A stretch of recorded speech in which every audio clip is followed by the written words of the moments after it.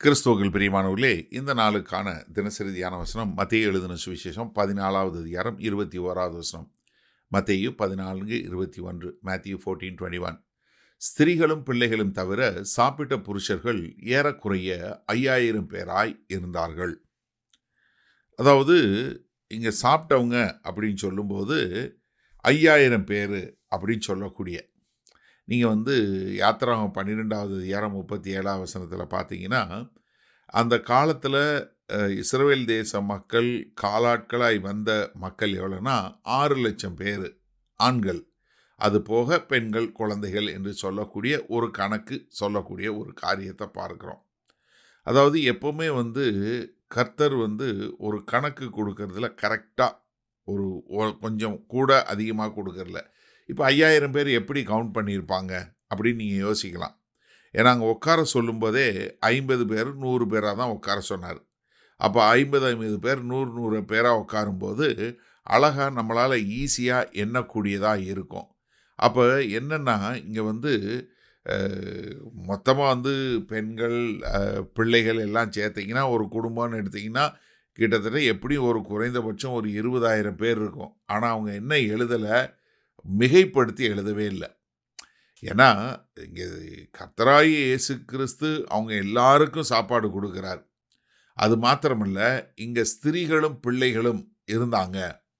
அப்போ என்னென்னா ஆண்டவர் ஆண்டவருடைய ஊழியத்தில் ஆண்கள் மாத்திரமல்ல, அவர் எல்லாருக்குமே ஆண்டவர் என்று காட்டக்கூடிய ஒரு காரியம்.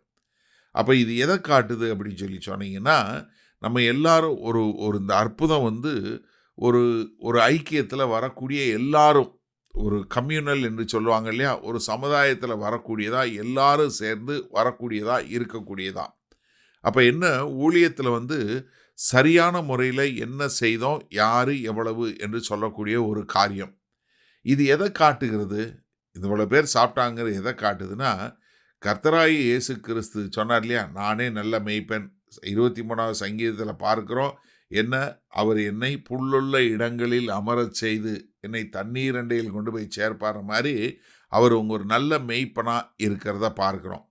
அது மாத்திரமல்ல, அவர் ஜனங்களுடைய ஆவிக்குரிய தேவையை மட்டும் சந்திக்கலை, அவர்களுடைய மாம்ச பிரகாரமான தேவைகளை சந்தித்து யோவான் 6வது அதிகாரம் 35வது வசனம் சொல்லும்போது, நானே ஜீவ அப்பம் சொன்னார் இல்லையா, தான் தான் எல்லாத்துக்கும் என்று சொல்லக்கூடிய, நான் தான் உங்களுடைய ப்ரொவைடர் என்று காட்டக்கூடிய ஒரு காரியம். அது மாத்திரமல்ல, பழைய ஏற்பாட்டில் நடந்த இப்படிப்பட்ட அதிசயத்தை, அதாவது கர்த்தராய் இயேசு கிறிஸ்து செய்த அதிசயம் எப்படி பழைய ஏற்பாட்டில் பிதாவாயி தேவன் செய்தது என்பதை காட்டும்போது, இவர்தான் இந்த ஜனங்களை ரட்சிக்க வந்த இரட்சகர் என்று சொல்லக்கூடிய ஒரு காரியத்தையும் காட்டக்கூடியதாக இருக்கிறத நம்ம பார்க்க முடிகிறது.